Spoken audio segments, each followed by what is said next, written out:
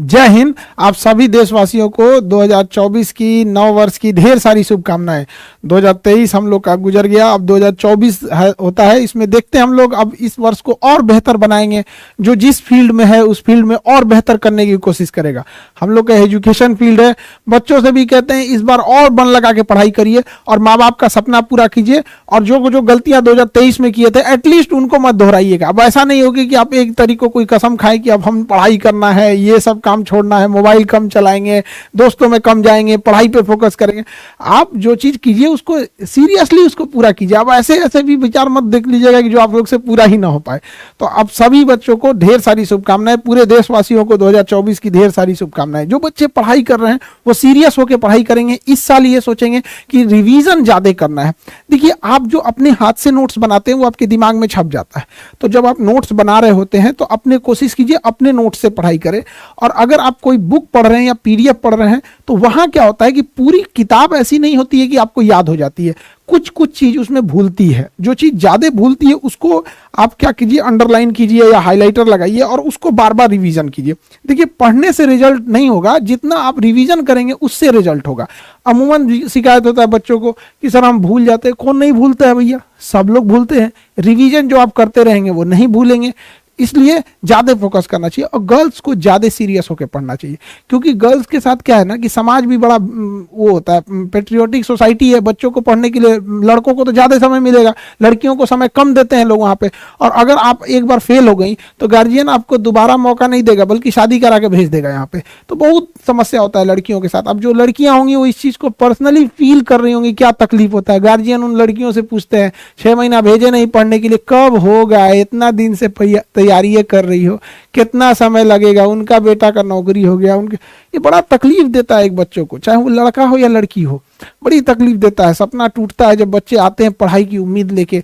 कभी कुछ चीजें हो जाती है, कभी कभी पेपर लीक हो जाता है, तो कभी एग्जाम से वैकेंसी टाइम से वैकेंसी नहीं आएगी, कभी टाइम से एग्जाम नहीं होगा। ये बातें गार्जियन नहीं समझ पाते और इसकी बलि चढ़ जाती हैं लड़कियां यहाँ पे। हालांकि अगर आप देखेंगे तो लड़कियों का जो सोशल मीडिया पे जितना वैल्यू है, जितना रेस्पेक्ट से लोग बात करते हैं, जितना ये उसको होता है, जमीनी धरातल पे वो हो जाए तो लड़कियों के लिए कोई दिक्कत ही नहीं होगा।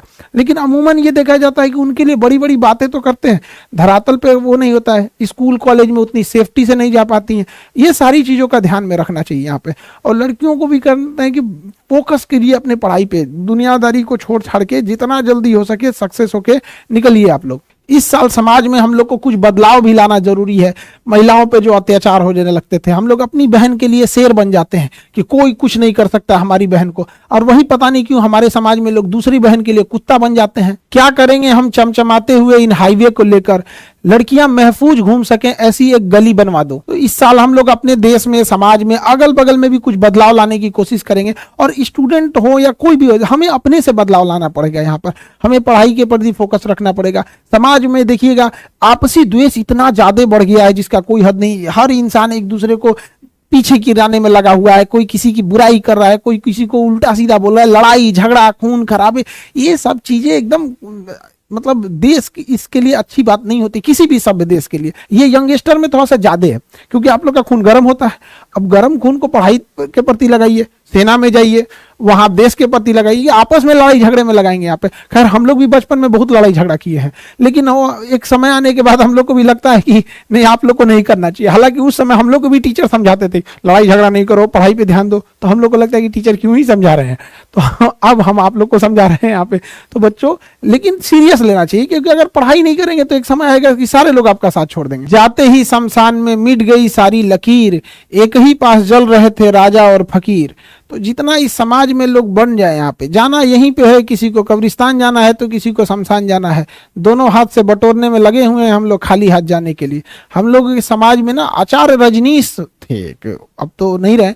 उनका एक बड़ा प्रचलित एक कथन था कि शमशान घाट और कब्रिस्तान अगर समाज के हमारे शहर के बीच में अगर रहता, तो अगर ऐसे बीच में रहता तो इससे लोग डेली डरते और देखते कि यही हमारा लास्टली हमें यही आना है। बट हमारे यहाँ क्या है ना कि वो सब शहर के लास्ट में होते हैं, तो लोग को कभी कभी जाना होता है, देखना होता है, वरना अगर ये सब चीजें बीच में रहती तो लोग जरूर डरते हैं यहाँ पे। इसलिए कभी किसी को भी अपने ऊपर अहंकार नहीं करना चाहिए। जब सोने की रावण की लंका नहीं बची, सिकंदर जैसा राजा नहीं बचा, तो हमारी आपकी क्या ही बिसात है हम लोग की। तो एक दूसरे से जब तक रहे यहाँ पर इस पृथ्वी पर, एक दूसरे से मिलजुल के रहना चाहिए। आस पड़ोस में ही से हमारी शुरुआत होती है यहाँ पर। किसी को किसी चीज पे अहंकार नहीं करना चाहिए। सबके जीवन में एक ऐसी रात आएगी जिसके बाद कोई सवेरा नहीं होगा, सबको यहाँ से जाना रहता है। इसलिए जाने से पहले एक अपने साथ एक अच्छी यादें छोड़ के जाए। हमारे साथ जो जैसे विवेकानंद हुए, एपीजे अब्दुल कलाम, अटल बिहारी वाजपेयी, ऐसे लोग हैं। अब ऐसा हम नहीं कह रहे कि सारे लोग इतने महापुरुष हो सकते हैं, जैसे ये लोग हैं पूरे देश के लोग नाम लेते हैं। एटलीस्ट इंसान उतना तो हो सकता है कि उसके मोहल्ले वाले कम से कम उसका नाम ले सके। यहाँ पर पूरे देश लेवल के लिए हर एक मानते हैं कि सब लोग विवेकानंद नहीं, सब लोग अंबेडकर साहब जैसे नहीं हो सकते, एटलीस्ट समाज के लिए तो रोल मॉडल हो सकते हैं यहाँ पे। तो कोशिश करें हम लोग कि अपने परिवार, एटलीस्ट समाज के लिए, मोहल्ले के लिए तो रोल मॉडल बन सके हम लोग। जिंदगी को ना एक लूडो की तरह पे समझेंगे तो काफी आपको सीखने को मिलेगा। हम लोग जब लूडो खेलते हैं ना तो उम्मीद करते हैं 6 आएगा, लेकिन 1 भी आता है ना तो चलना पड़ता है। जिंदगी में भी यही होता है, उम्मीदें बहुत होती हैं, थोड़ा भी मिलता है तो चलना पड़ता है हम लोग को।